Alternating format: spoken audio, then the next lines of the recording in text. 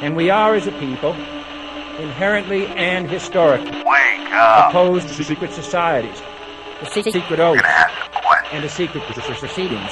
The show that asks questions about why we don't ask questions. What the hell is going on? This is Conspiracy Queries with Alan Park.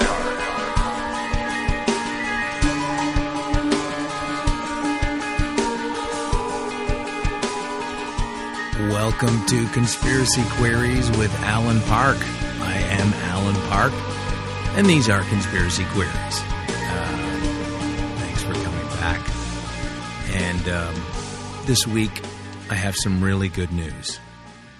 The President of the United States was recently on a late-night talk show called The Tonight Show with Jay Leno. And the good news is that Obama has admitted that America does not have a domestic spying program. Woo! Whew. Oh, so good.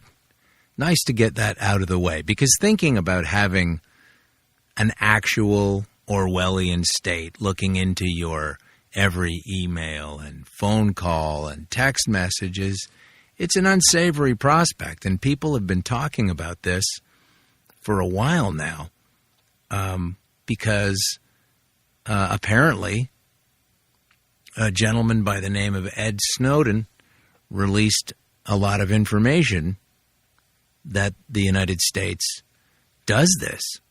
And now, thankfully, the president has put that to bed with an appearance on the Jay Leno show. They don't actually do that. What the president said was that he said that we don't have a domestic spying program. What we do have is some mechanisms that can track a phone number or an email address that is connected to a terrorist attack. That information is useful. Yeah, so all that stuff that, Ed Snowden apparently leaked, although I don't say he really leaked information that we already had access to before for decades. But anyway, it's safe now to know that when Obama says this isn't really going on, it's not going on. They're not checking anything, which is interesting. Then I don't understand, why are they chasing Ed Snowden? Basically, then Snowden's lying, and he's saying things, or he said things that aren't true. So that's why it doesn't make any sense to me that they would need to chase someone around who's saying things that aren't true. Because if you look at it, and you do the research, and you read authors like James Bamford, who has several books on the topic of the NSA spying, and went into far more detail than Ed Snowden ever did, well before Ed Snowden ever did, they are actually spying on domestic phone calls and emails and text messages. So the person that's not telling the truth is the president. So he's the one that should be rounded up. I don't understand this whole persecution of Ed Snowden. You can't have it two ways. You can't say Ed Snowden didn't release anything and we're not really spying, so he must have been wrong. And at the same time, try to find him and arrest him for giving up state secrets, and then go on a TV show and say that you don't do that. But I'll bet there are millions of people that actually believed Obama. He has a good presence. He's got a good presence on camera. He makes people, he's a better orator than George Bush was. And for the millions of American people that aren't racist and don't like him because he's black, they're probably a lot of people happy to hear this information now. Whew, that's good. While on the program, he also said that he discussed the recent terrorist threats that were put against America. Apparently, the listening device, the chatter that was going on regarding terrorist potentialities and strikes against embassies and consulates had prompted the United States to shut down a lot of those buildings around the world over the last several days to make sure that they, weren't in a vulnerable position, a preventative measure, and that is a good thing that comes out of listening to and spying on information being passed around by obviously ne'er-do-wells, bad people trying to do bad things. And, that's what he championed the cause of being able to listen in and to offer America that kind of protection.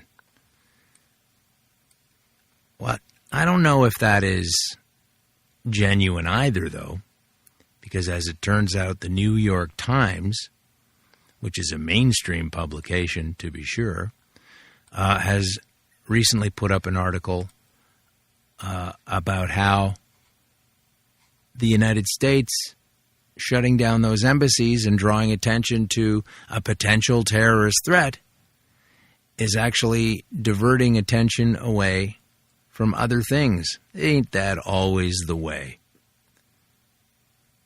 It's usually the case when something large happens.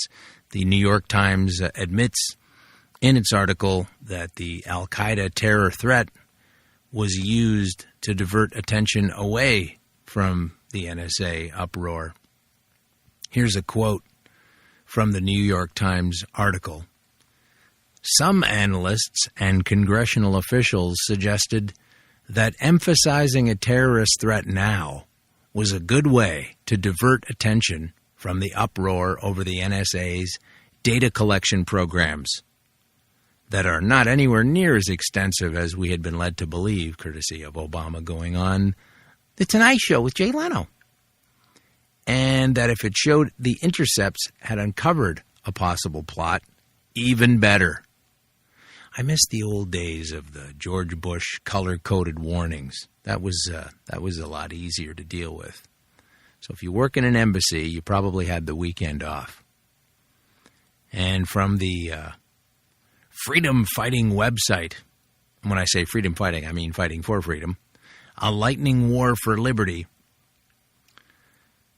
it's written here that says, nothing about that above quote should surprise any of my readers. I don't want to get this guy on the show, too. Had a little bit of a disconnection problem reaching him. But we all know the sick, twisted mindset of those involved in the military-industrial Wall Street complex. I like the way he threw Wall Street in there. What's more shocking is the fact that these folks so openly admit it to the New York Times. Now, it's not in the headline. It's not even in the major front body of the article. It's near the end. A lot of people don't read the entire article. So maybe that's why they felt comfortable putting it in there. But he says he's shocked that these folks so openly admit it, albeit in a typical anonymous and cowardly fashion. And we are then drawn to the attention of what Robert Shapiro, the former Clinton official and Obama supporter, told the Financial Times in July 2010. Quote, the bottom line here is that Americans don't believe in President Obama's leadership. He has to find some way between now and November of 2010 of demonstrating that he is a leader who can command confidence. And short of a 9/11 event or an Oklahoma City bombing, I can't think of how he could do that. That's a pretty interesting quote right there. Because the 9/11 event and the Oklahoma City bombing both have a lot of data that is relatively relatively well covered up or ignored that would suggest that the supposed official story perpetrators were not actually the perpetrators, or not entirely behind the destruction of those buildings.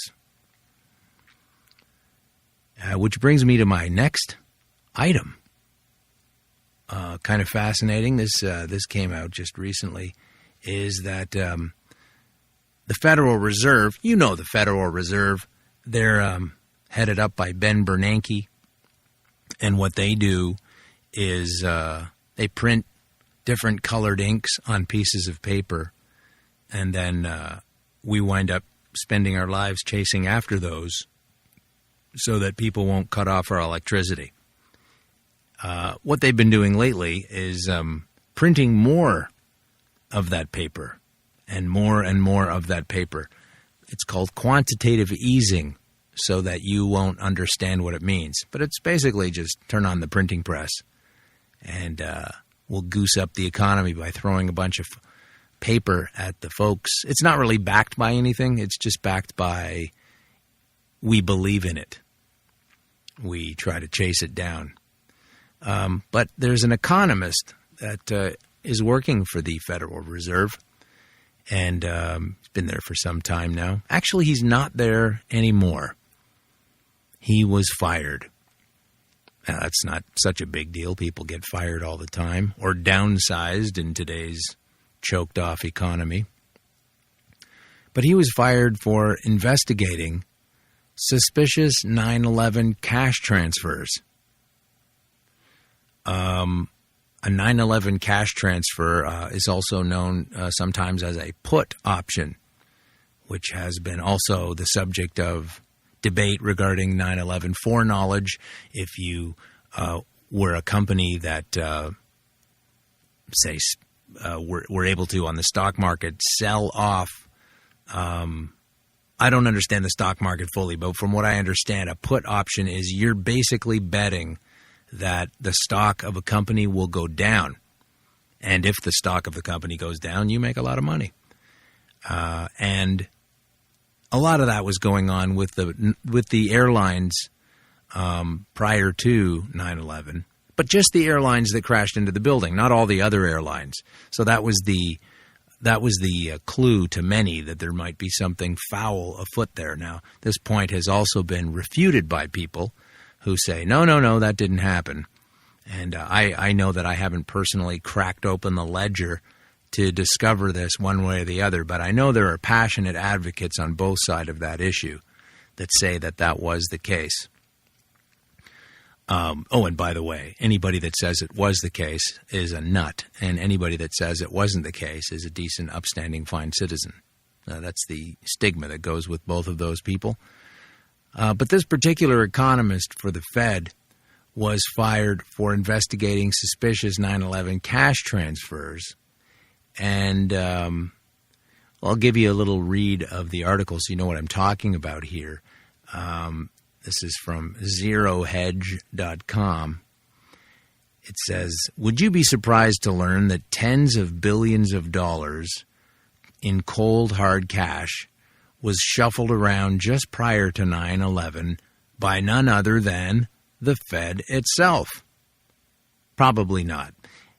Here's a graph, and they present a graph here. I'll have that up on the website later, illustrating the change in U.S. dollar currency production over a 10-week period prior to 9/11, compared to the average over the 5 years prior, which, by the way, it says includes all that Y2K money that they printed just before the year 2000 rolled around.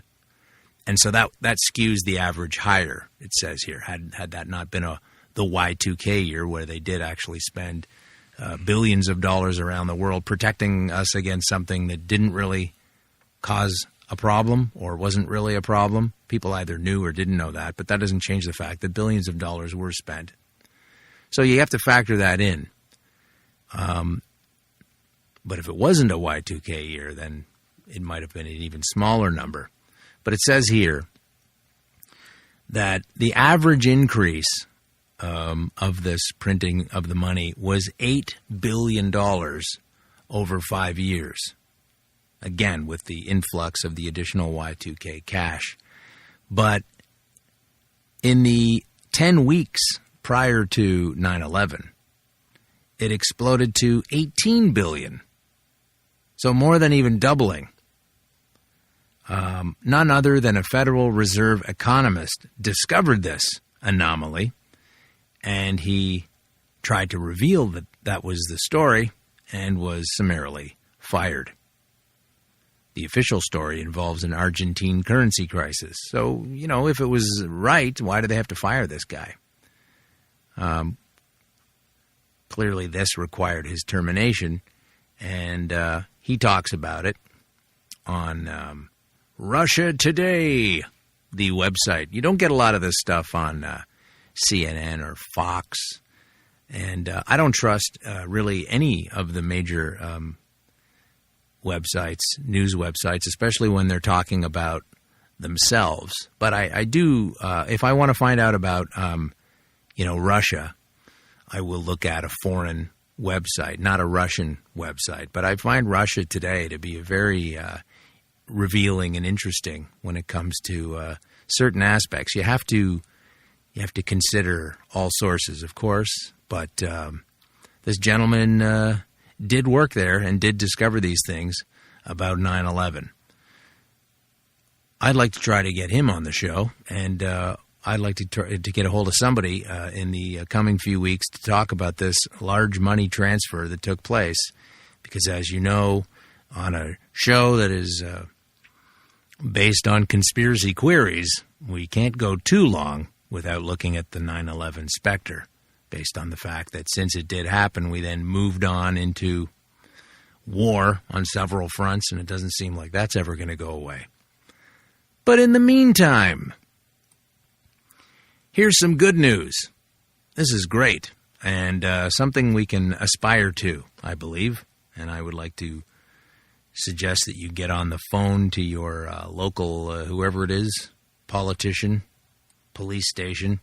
This is from a website called informationliberation.com. The news you're not supposed to know. In Rialto, California, police have been made to wear cameras. So not just the cameras inside the car, but on their person. And you know what? The use of force has dropped by over 2/3. Well, I guess that means that when they're not monitored, the police get up to all kinds of nasty things that they then later omit or lie about, and unless it's captured on camera, which recently happened in Barrie, Ontario, and other such places, they can't seem to get away with this stuff anymore. So from that website, it says, when cops in Rialto, California were forced to wear cameras, their use of force dropped by over 2/3. Additionally, the officers who were not made to wear the cameras used force twice as much as those who did. The weasels. Go figure. Really? And this is in Rialto, California, but I'm sure this would apply anywhere. This strongly suggests the majority of the time police use force is unnecessary. And if you've ever been a 95-year-old man who just got tased, I think you'll agree with that. That happened the other day as well. In other words, the majority of the time these officers used force, they were simply committing acts of violence, which they don't feel comfortable committing if it's captured on film. I know there's a lot of Toronto cops right now that are a little bit probably less than thrilled that their recent murder of an 18-year-old knife-wielding kid on a streetcar that was empty are feeling a little bit bad about, I don't know if they're feeling bad that the kid's dead, but I'm sure they're feeling bad that it was all captured on more than one camera. So from the New York Times, it says, here's a fraud encounter. One police officer, one civilian, and anger felt by one or both. Afterward, it may be hard to sort out who did what to whom. Now some police departments are using miniaturized video cameras and their microphones to capture in full detail officers' interactions with civilians. The cameras are so small they can be attached to a collar, a cap, or even to the side of an officer's sunglasses. Well, don't put them there, they'll take them off. High-capacity battery packs can last for an extended shift, and all of the videos are uploaded automatically to a central server that serves as a kind of digital evidence locker. William A. Farrar, the police chief in Rialto, California, has been investigating whether officers' use of video camera can bring measurable benefits to relations between police and civilians. Yeah, like how about you do your job a little more and be a violent goon a little less? We all know that the IQ levels have been plummeting around the world over the last several years to be a police officer. But I'm sure they're all smart enough to know that if everything's recorded and then sent up to a central server, hey, if you're not doing anything wrong, you got nothing to worry about. Isn't that the old song and dance that they use when placing cameras in a public space? But when Mr. Farrar told his uniformed patrol officers of his plans to introduce the new wearable video cameras, quote, "It wasn't the easiest sell," he said, especially to some older officers who initially were questioning why Big Brother should see everything they do. That probably came out in a series of grunts, but the chief, having worked with these gentlemen for a long time, knew what they were saying. He said he reminded them that civilians could use their cell phones to record interactions. That's another thing, by the way. Understand that you need to be able to do that. You need to be able to take pictures of the cops, and don't be told that you can't and that it's illegal. That's nonsense. So call your police department, call your mayor, call your counselor, and tell them it's high time all law enforcement officials wear cameras. And just before we buzz off to the end of the story, here's another topic upcoming for the weeks ahead on Conspiracy Queries. Fukushima Daiichi. You remember the old nuclear plant that's barfed out its disastrous spew into the ocean? We don't talk about it much anymore. Shh, don't bring that up. Don't bring it up. But it has contaminated the biggest body of water on the planet. Radioactive leaks to harm marine and human life. The whole Pacific Ocean is likely to have cesium levels 5 to 10 times higher than at peak of nuclear bomb tests.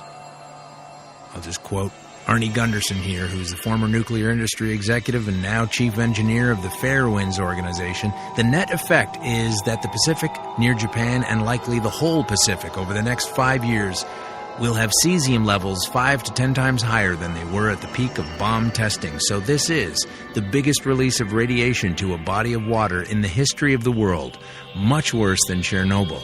So the net effect is we've contaminated the biggest body of water on the planet. Yeesh. We'll get into some facts about that in an upcoming episode. Just a quick reminder here that you can offer feedback by going to the website conspiracyqueries.com or reaching us on Twitter at con_queries at Twitter. Yes, it's time to meet the new owners.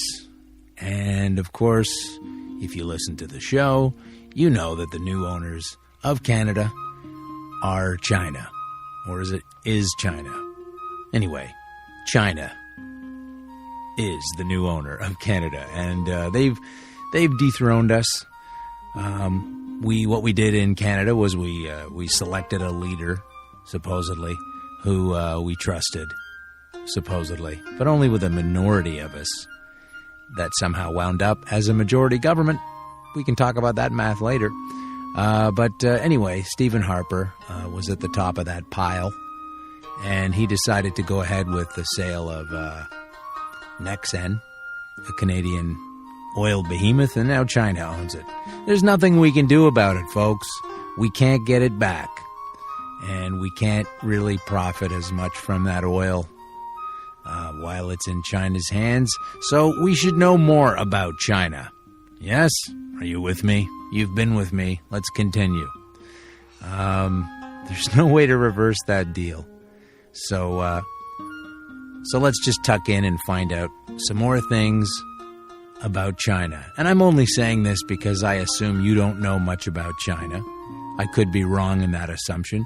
You could be Chinese and have just recently arrived here in Canada, and you know all these things. Research shows that's not really my demographic, so I'm out on a limb here thinking that if you're listening to this, you're not really fully fluent in all things Chinese, including the language. Anyhow, you ever get something caught in your tooth? Like, you're eating and you get a popcorn husk in there, or maybe a sesame seed, or a pea in there. Or how about making a tooth out of pea? You ever try to do that? Well, in China, they've somehow managed to grow human teeth from urine. I'm turning to the website Whiteout Press here. Whiteout. Did that sound too Canadian? Whiteout. Beijing. Doctors in China just announced their success in growing human teeth inside mouse kidneys using human urine and mouse jaws. I'm sorry, are you listening to this at lunchtime? The world's rapidly advancing stem cell research has yielded successful results that seemed impossible only 2 decades ago. But growing teeth from urine is a surprise that many never expected. I firmly put myself in that camp. Here's how they did it. Much like the versatility of soybeans, petroleum, and other magical substances, human stem cells have recently shown the ability to grow into virtually any human replacement body part. Wow. Once their rejuvenation capabilities were discovered, stem cell research accelerated exponentially across the globe in the early 2000s, despite being voted against and voted down by George W. Didn't want the stem cells being used. Since then, some pretty surprising discoveries have been made.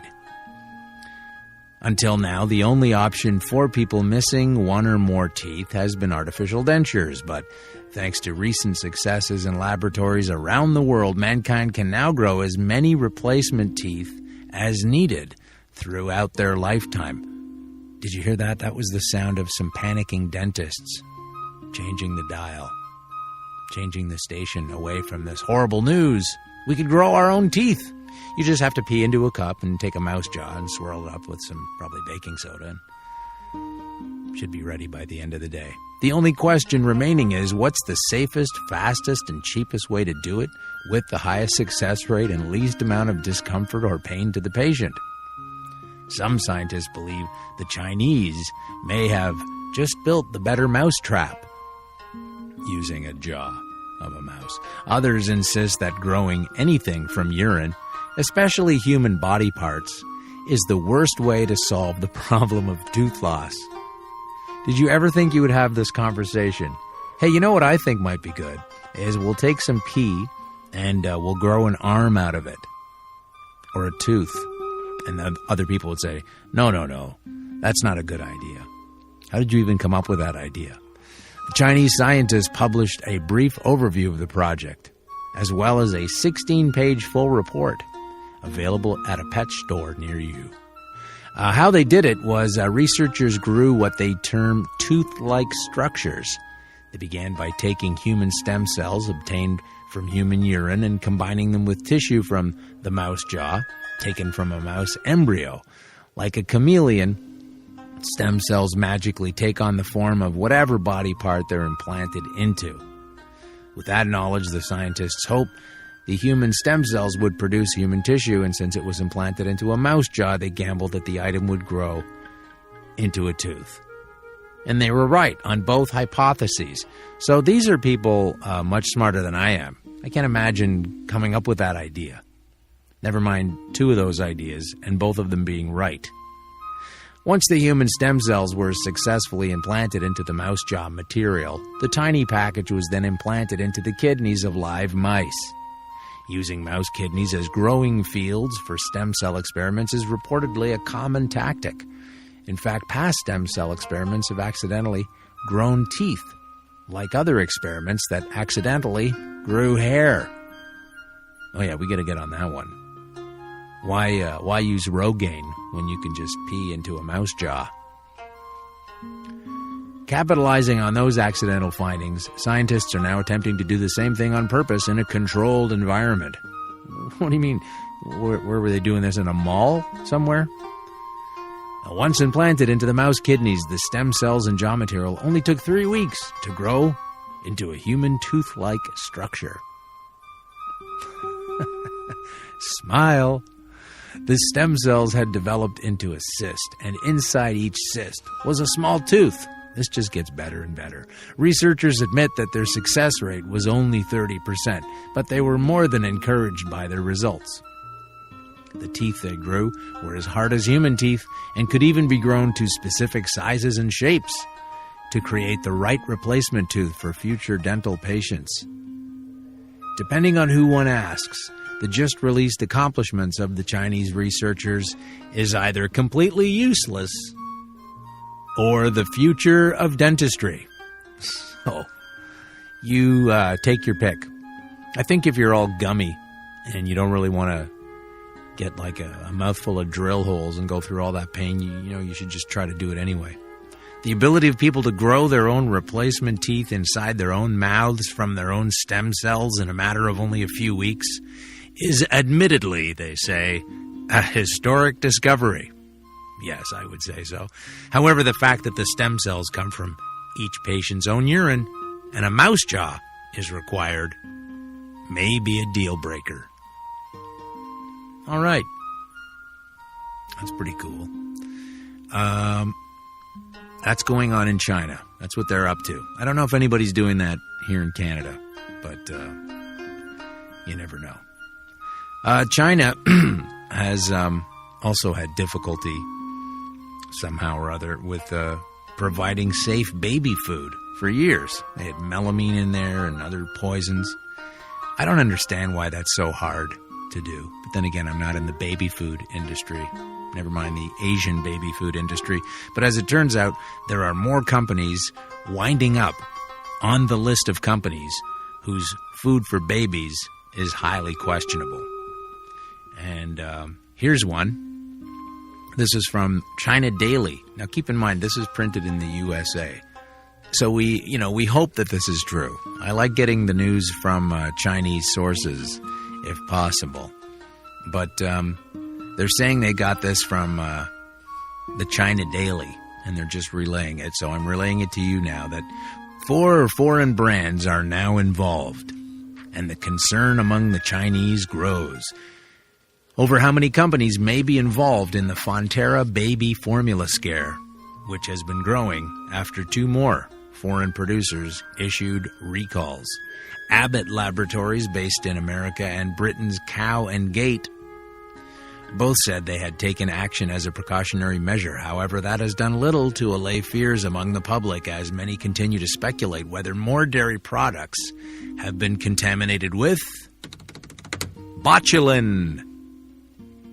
China's quality watchdog ordered Abbott to recall 2 batches of Gain Plus Stage 3 for babies older than 12 months after being alerted by the New Zealand Embassy in Beijing.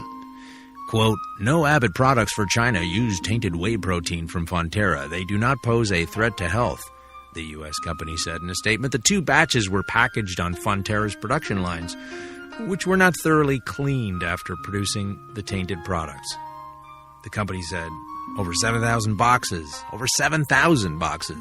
of baby formula made on May 2nd will be destroyed. Just over 100 boxes had entered the mainland market.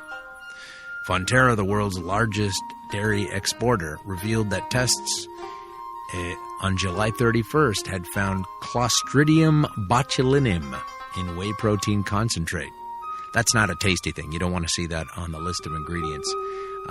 That was manufactured at its Hauptau plant in Waikato on May 2012. The bacterium is one of the strongest toxins. It can, among other things, destroy the human nervous system if ingested, and which is, the goal of a baby formula, to ingest it. And it can also trigger neural paralysis in infants under 12 months. 2 dairy enterprises, including Danone Group, those yogurt guys, are known to have used the contaminated whey protein in its infant nutrition products. However, Fonterra CEO Theo Spearings declined to reveal the name of the other company at a media briefing in Beijing. China Daily was unable to reach Abbott for comment. However, news website ifeng.com quoted an unnamed public relations official who said, "I can assure you we're not the company, and we've never requested Fonterra to conceal any information related to the incident. We want to know the name of the company too," said the unnamed public relations official. So far, 4 foreign brands are involved: Dumex, Carry Care, Cow and Gate, all subsidiaries of Danone and Abbott. According to the Food and Environmental Hygiene Department of the Hong Kong Special Administrative Region, Cow and Gate has recalled 140,000 cans of its Stage 3 baby formula, 80,000 cans of which entered the Hong Kong and Macau markets. Those in storage have been marked and sealed, and hopefully sent back. So be careful what you're feeding your baby. Now, it kind of creeps me out because there's so much contamination, and has been so much contamination in the Chinese baby market, both for local domestic Chinese use and shipping overseas. And they've also had that one baby, one family policy. So is that a possibility? I don't know. That there's a link there. But in many other ways, the Chinese are one step ahead of the rest of us in precision and in producing the world's highest population, despite repeatedly dealing us poisonous baby food. And now it seems they've taken their regular production of disease that can and has affected the world to a new level. As we now learn from The Guardian in England, that Chinese bird flu may be spreading. Yeah, you've heard this before. But they're now saying it could be spreading between people.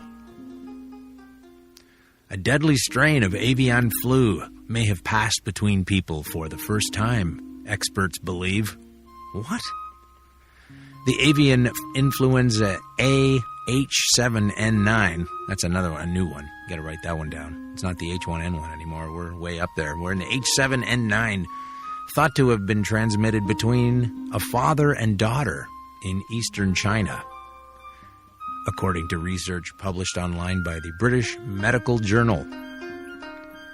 The findings provide the strongest evidence yet of H7N9 transmission between humans since its discovery this year, but its ability to transmit itself was deemed limited and non-sustainable by the Chinese researchers behind the study.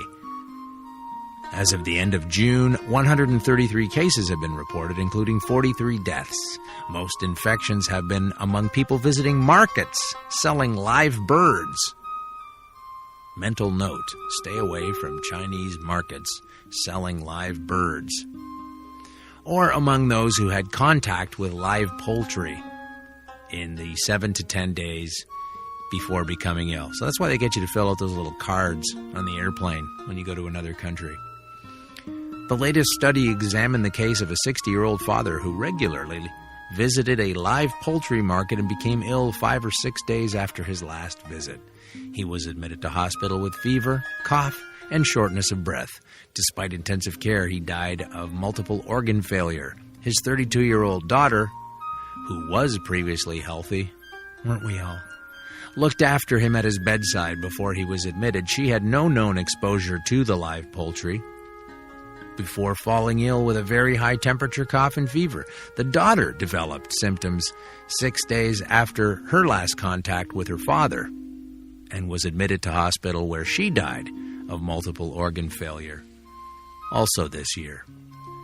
So now that the little cards on the airplanes are not only going to ask you if you have been to a farm before you got on the plane, but also if you have visited anyone that you know. And perhaps you'll be refused entry after that. Follow-up investigations revealed almost genetically identical virus strains from each of the patients, suggesting transmission from father to daughter. Another 43 people were also tested, and they had close contact with the father or daughter or both, and one had suffered a mild illness but did not test positively for the avian flu strain. The others showed no signs of exposure, so it's all in the family. Dr. Peter Horby, senior clinical research fellow at Oxford University. I love the way they call themselves fellows. He was a good fellow. Anyway, he's a senior clinical research fellow. See, we didn't have any trouble getting his name. He says of the study, the most likely source of infection for the daughter was her father during the period that she cared for him whilst he was ill. He said limited person-to-person transmission had been reported for other strains, H5N1 and H7N7. Bingo! And the swine origin flu virus, H3N2V. Hey, they're throwing an extra letter in there. Those strains had been around for more than a decade, but, quote, have not progressed any further down the path towards a pandemic virus. Limited human-to-human transmission of H7N9 virus is therefore not surprising. And, like those other viruses I mentioned, which is a whole bunch of letters I don't want to say all over again, does not necessarily represent the early stages of a trajectory towards full adaptation to humans. Horby said intensive surveillance was still needed, including determining the dose of virus needed to infect people. So it could be happening, and we're still looking into it, and we hope we're wrong, but we're probably right. Well, that's one way they're ahead of us. They go to the bird markets and transmit diseases to their daughters, but not other people. This is getting weirder by the minute.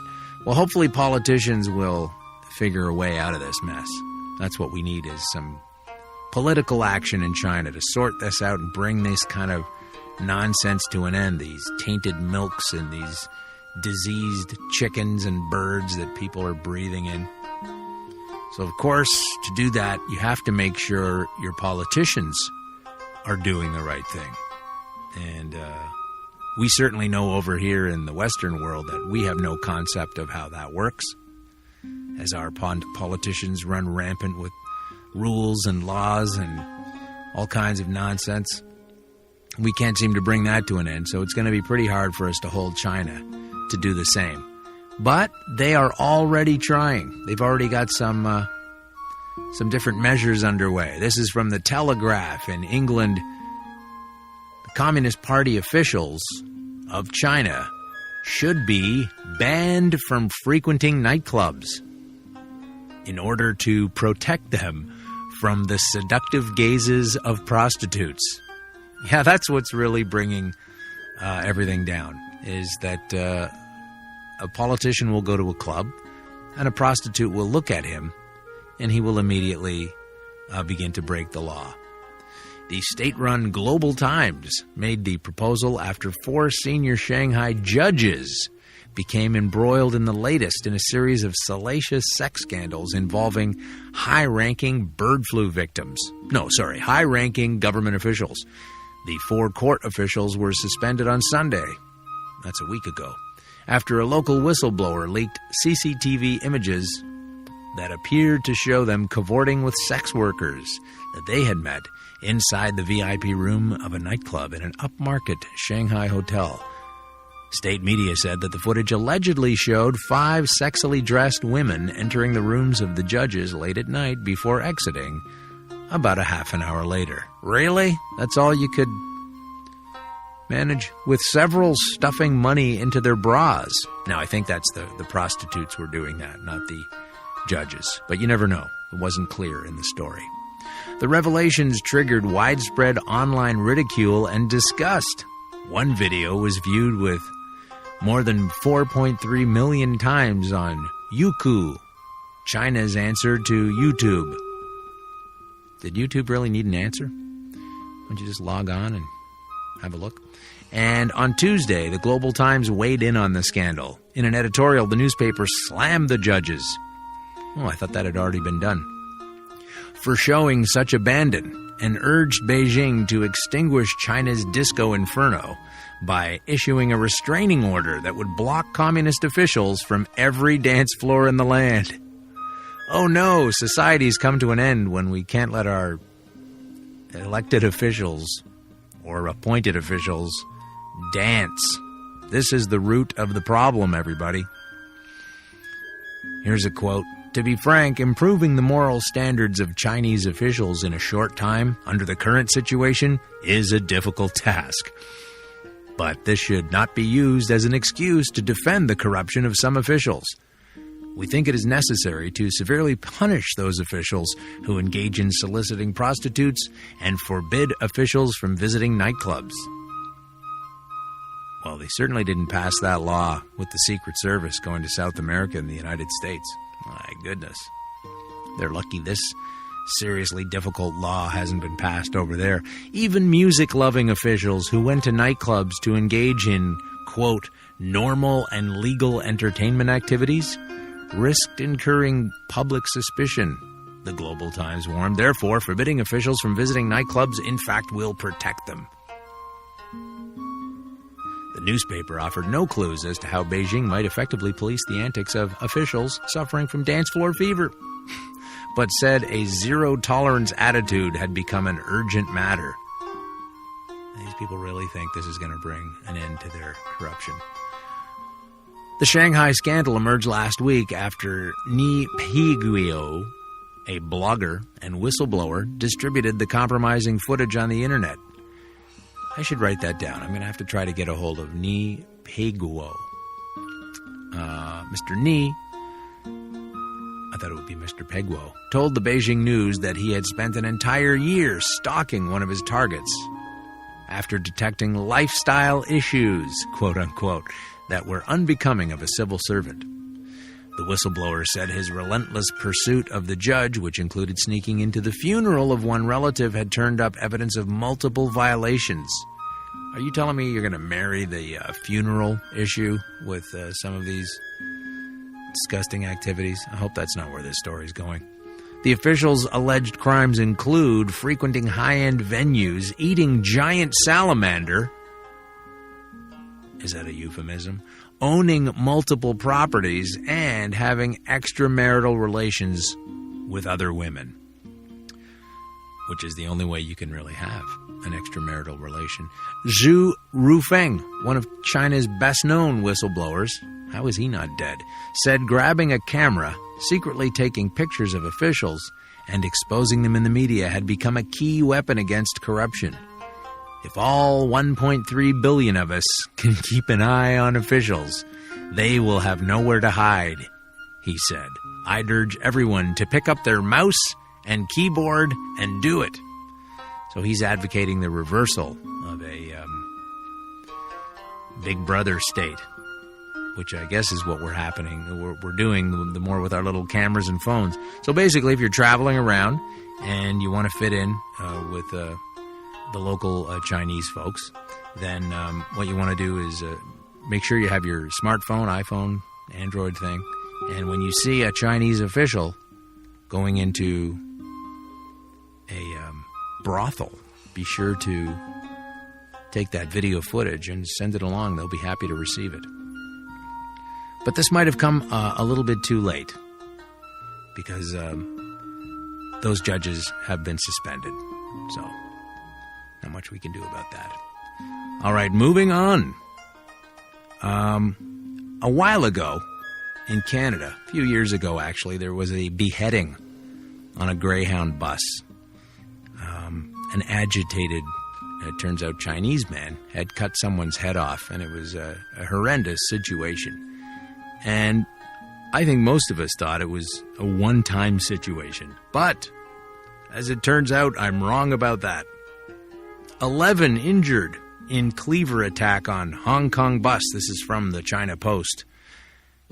A 57-year-old man attacked passengers on a moving bus in Hong Kong with a meat cleaver, injuring 11 before he was finally brought down by his victims, police said.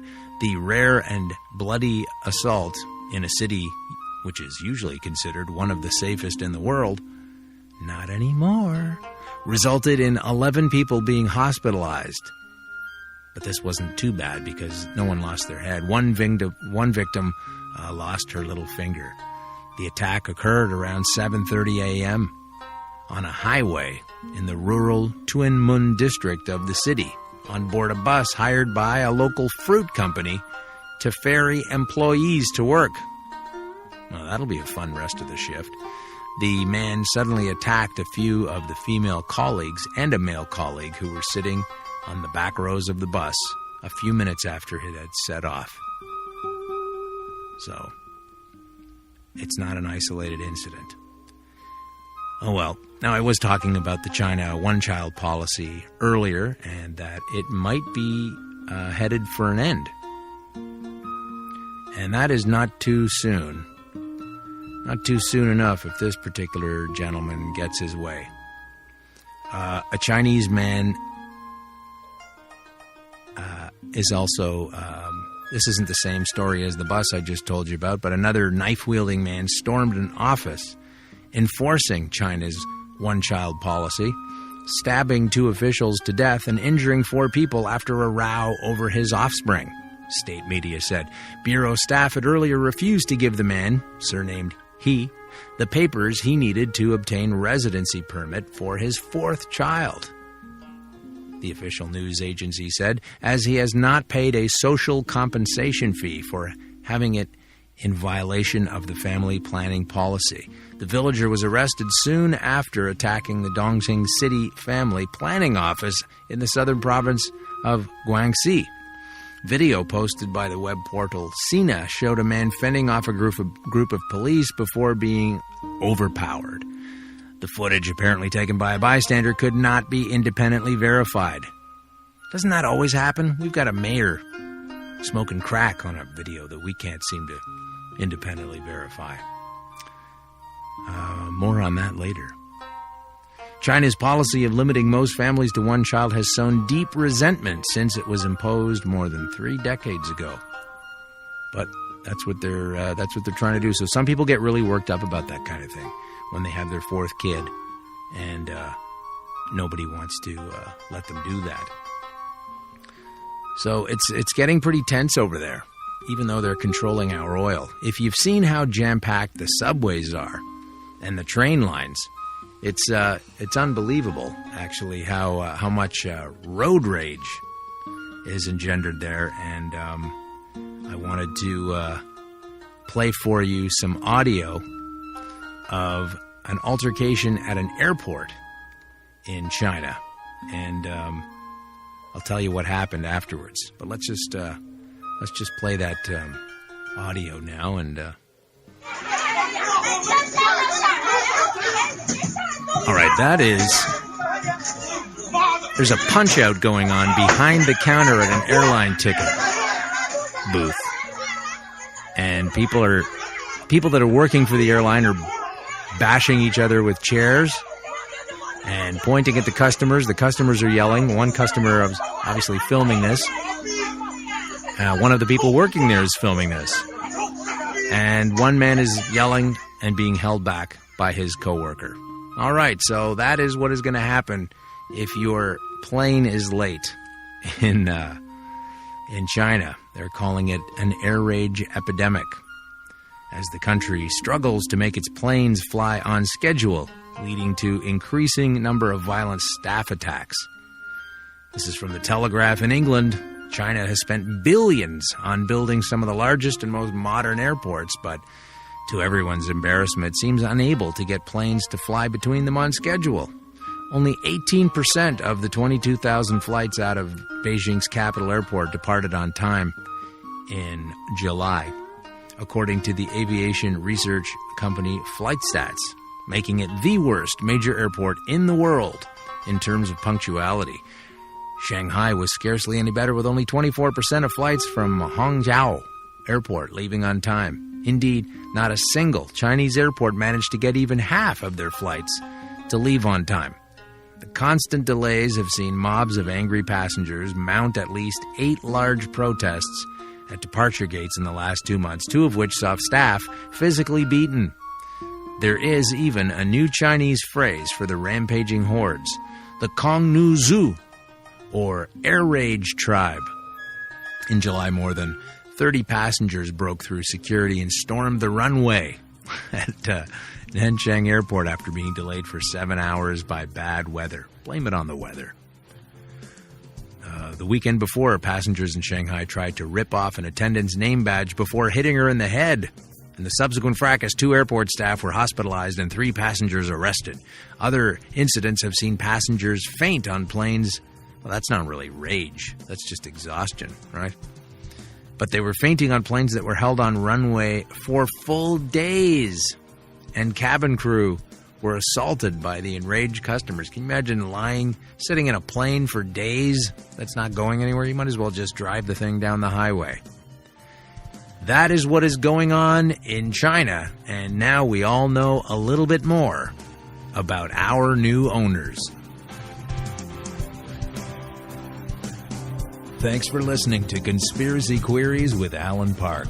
Please offer comments or complaints by emailing conspiracyqueries@gmail.com or on Twitter @con_queries or at our website, conspiracyqueries.com. Thanks for listening.